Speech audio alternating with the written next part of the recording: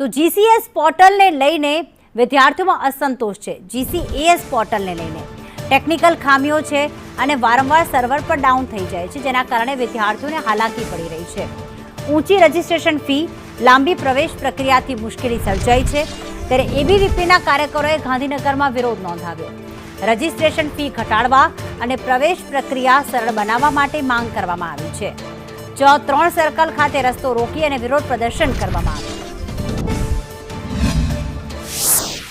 આમાં વિદ્યાર્થી પરિષદની મુખ્ય બે માંગોના લીધે આ ધરણા પ્રદર્શન કરી રહેવામાં આવ્યું છે। પહેલી માંગ કે જે પ્રાઇવેટ યુનિવર્સિટીનો જે સમાવેશ છે એ જીકાસ પોર્ટલની અંદર કરવામાં આવે। આપ સૌના ધ્યાનમાં છે કે જે ગવર્મેન્ટ કોલેજો છે એનો સમાવેશ ખાલી જીકાસ પોર્ટલની અંદર કરવામાં આવે છે।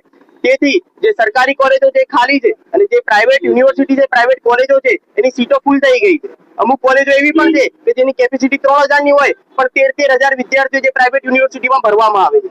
વિદ્યાર્થી પરિષદની આની અંદર બીજી માંગ એવી છે કે જે 300 રૂપિયા ફી જે જીકાસ પોર્ટલ ફીના નામે ઉઘરાવવામાં આવે છે એ 300 રૂપિયા ફી નિઃશુલ્ક કરી દેવામાં આવે।